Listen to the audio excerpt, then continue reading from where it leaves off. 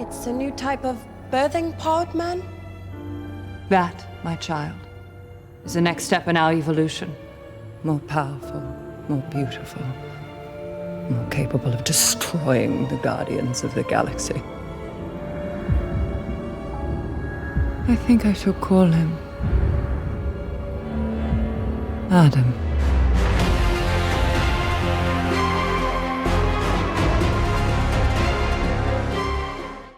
Welcome back, everyone. It's Charlie. This is my Guardians of the Galaxy 3 Adam Warlock video. I'll explain what's going on with him in the MCU, what's the future of the character, because this is going to be the last movie with this roster of the Guardians of the Galaxy, but the team will continue on.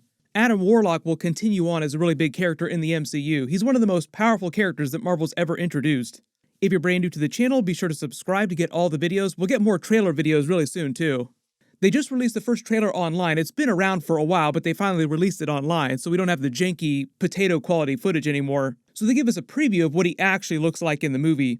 But just explaining his origin in the MCU, how that's different from the comics, and what's going to be different about him going forward. The movie is meant to pick up just after the events of the Guardians of the Galaxy Holiday Special, like a little bit of time has gone by, but not a lot of time. The size of Groot is a good way to benchmark the timeline of the team. Like, how much bigger has Groot got in this movie? And he's meant to be about the same size that he was during the Guardians of the Galaxy Holiday Special. Even though he does have a couple moments during the trailer where he gets super swole, like has his version of a Hulk out moment where he does "We Are Groot," but this time it's him going back to back with Star-Lord fighting people. The reason why his voice sounds different is because he's meant to be the son of the previous Groot, which is another change from the comics. In the comics, it's just like Groot regrowing himself from different parts of his body. I'll talk more about Groot in future videos. But Adam Warlock's story in the MCU is also meant to flow with that theme of families. When things pick up in the movie, Adam Warlock will have just finished gestating in his cocoon, which is meant to be similar to his comic book cocoon, but obviously his origin is just a little bit different. In the comics, he was created by an evil group called the Enclave for the purpose of conquering the world as a way to battle all the superheroes that they saw flying around. The funny thing about the way they created him is it was actually similar to the way the Ultron created Vision.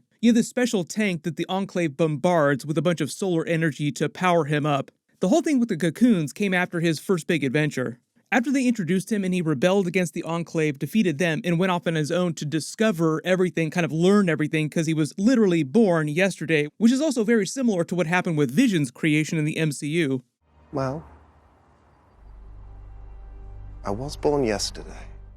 The Marvel comic book writers had to explain where he was when he wasn't around in the comics, so they explained that he just created a cocoon and regenerated himself. In the MCU, the group that created him is the Sovereign, Ayesha, which explains why he's gold like he was in the comics. And if it wasn't clear during Guardians of the Galaxy 2, they didn't spend too much time getting into the backstory of the Sovereign race. But all the members of their race are created like this. It's just that they don't get as much power as Adam Warlock got. Their race basically tampers with their own genome to create more perfect versions of themselves throughout time. So each one is meant to be like this perfect being. The difference with the creation of Adam Warlock is that Ayesha wanted to go way above and beyond the work that they'd done creating other members of their race to make him even more powerful for the express purpose of killing the Guardians of the Galaxy. So like the Enclave in the comics bombarding his body with solar cosmic energy, Ayesha and the Sovereign bombarded Adam Warlock's cocoon with a bunch of their battery energy that they collect, those special batteries that the Guardians of the Galaxy stole, creating the whole reason why they wanted to make Adam Warlock in the first place. What are they called again? Annulax batteries. Harbulary batteries. But they're worth thousands of units apiece, which is why the Sovereign hired us to protect them. One of the other big changes in his origin story is that Ayesha in the MCU is the one that gives him the name Adam. She doesn't give him the Warlock name. That might come later when the Guardians of the Galaxy encounter him. But originally in the comics when he was created, he didn't have an actual name. They just referred to him as him, like that guy. But one of the big reasons why they're doing Adam Warlock in the same movie as the High Evolutionary in the MCU is because they have a deep connection in the comics. Adam Warlock was created to be the perfect being, and the High Evolutionary's whole mission is that he's trying to create the perfect life. That's why he's performing all these experiments, creating these humanoid-looking animals on his version of Counter-Earth in the MCU. And in the comics, after Adam Warlock went off on his own to just discover, to learn everything around the universe, he encountered the High Evolutionary on Counter-Earth who gave him the name Warlock. He was just called Warlock at first. And the High Evolutionary further upgraded him, giving him the Soul Gem in his forehead, and used him to defeat Man-Beast, one of his creations, on Counter-Earth. The other regular people living there treated him like a messiah, and this is Roy Thomas, the comic book writer at the time, treating Adam Warlock more like a space Jesus. Those people gave him the name Adam, which was meant to be another biblical reference, like the biblical Christian version of Adam, and thus he got his full name, Adam Warlock. There was also some inspiration taken from real-life David Bowie in the creation of the character, just in his visual appearance. In the MCU, the other connection there is that the Guardians' new ship is called the Bowie after David Bowie. Starman waiting in the sky. He'd like to come and meet us, but he thinks he'd blow our minds. So in the MCU, the Sovereign hatch Adam Warlock and then fill him with all this information saying that the Guardians of the Galaxy are this evil group of villains that he has to kill. That's all he's been created for. You must destroy them. He chases them down, and in a couple of the scenes in the trailer, it looks like they're fighting in a couple different places. Like, one of the places looks like Nowhere, which the Guardians now own. They purchased it from the Collector. It also seems like he might fight them at the High Evolutionaries' Counter-Earth base, too. So we might see MCU Adam Warlock crossing paths with MCU High Evolutionary. So he could get his Adam Warlock name from MCU High Evolutionary, but I am expecting the Guardians themselves to have a hand in giving him at least part of his name. MCU Adam Warlock's origin story also meant to flow with the themes of the movie in general, the whole idea of the abusive family you're born into versus the better family you create for yourself. Obviously, this movie focusing more on Rocket's bad space dad, the High Evolutionary, but all the Guardians of the Galaxy movies are about bad space dads, which I said before, like Thanos, Ego the Living Planet. We haven't learned a ton about Groot's backstory, the original Groot's backstory, but James Gunn has said that it's very similar to the comic book backstory, in that the original Groot was banished by his people a long time ago. That's how he came to meet Rocket, and then they eventually wound up joining the Guardians of the Galaxy. Maybe they'll address that during this movie or some future movie at some point. In the case of Adam Warlock in the MCU, it's an abusive mother, Ayesha, feeding all this hate into him right after he's born. He's sort of like a blank slate when he's born, this ultra-powerful being that's in need of programming. Like, I need information about everything. It's kind of like Vision, and him having to decide for himself what is right and what is wrong.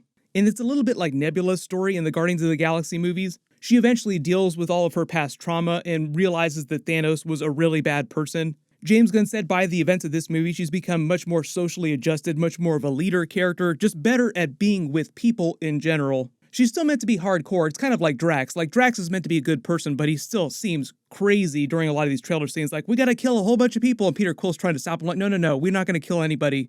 But even though they're probably depowering Adam Warlock a little bit from the comics, like he's not quite as powerful as he is in the comics, he's still way more powerful than all the Guardians, which is why you see him laying into Nebula here. So a big part of his story is the Guardians trying to win him over before he manages to kill them all. A lot of you asking what's going on with the Soul Stone and the gem that's in his forehead, because in the comics, like I said, the High Evolutionary gave him the Soul Gem, giving him this huge power-up, but Adam Warlock was a huge part of that story. He wielded the Infinity Gauntlet, he became part of the Infinity Watch, this super powerful group of cosmic characters that went around trying to protect all of reality around the universe. Because of what Thanos did with the Infinity Stones in present day, the gem in his forehead in the MCU serves some of the same purpose as the Soul Stone did in the comics, but it's more of a focusing crystal that helped him absorb all the energy while he was gestating in his cocoon. Because you have the Sovereign bombarding him with all of this cosmic energy that they're collecting in these batteries. That's how he became so powerful.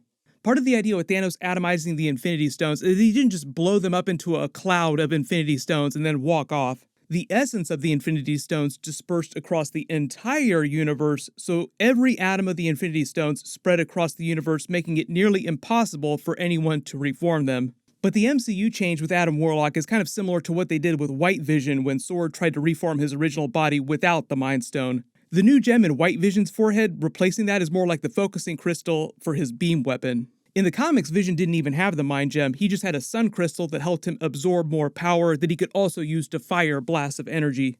But after Adam Warlock defeated Man-Beast on Counter-Earth, he went off to have more cosmic adventures. They did the Magus Saga with Jim Starlin, most known for creating the Thanos character, doing the Infinity Gauntlet storyline that they adapted for Infinity War and Avengers Endgame. And much later, they did the Annihilation Conquest storyline, where the new Guardians of the Galaxy team forms, and Adam Warlock winds up working with them. James Gunn based the MCU version of the Guardians team on that team. So that's why I think he's trying to set up the idea that this version of MCU Adam Warlock will join the next Guardians of the Galaxy roster. He said that this movie is meant to be the last movie with this particular roster of the Guardians, but not the last movie with the Guardians in it at all. Like, it's not meant to be the end of their team. They will continue on in the MCU with just different members.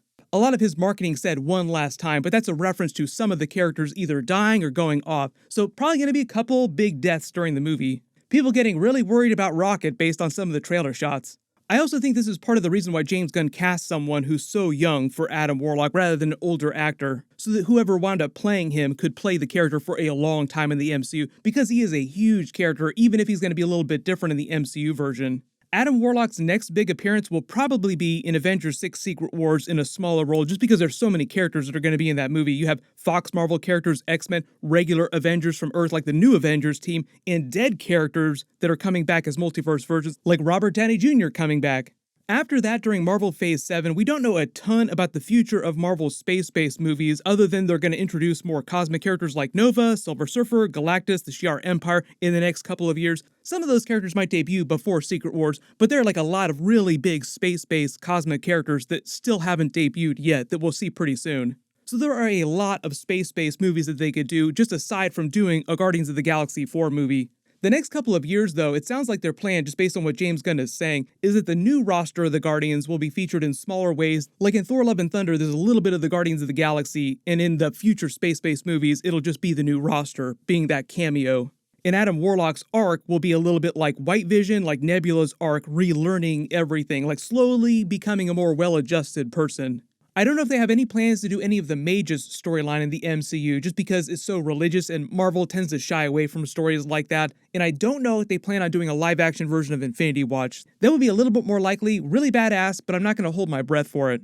Just because that was so rooted in the Infinity Stone storyline, and they've kind of moved past that in the MCU.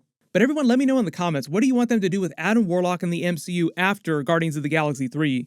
I will do a bigger video on the High Evolutionary later this week, so be sure to enable alerts for my channel so you don't miss that. There's a bunch of other stuff that dropped in the past week just because it was kind of trailer fest for Brazil Comic-Con CCXP. Everyone click here for my full Guardians of the Galaxy 3 trailer video, and click here for my new Ant-Man and the Wasp Quantumania video. Thank you so much for watching, everyone stay safe, and I'll see you guys in the next one.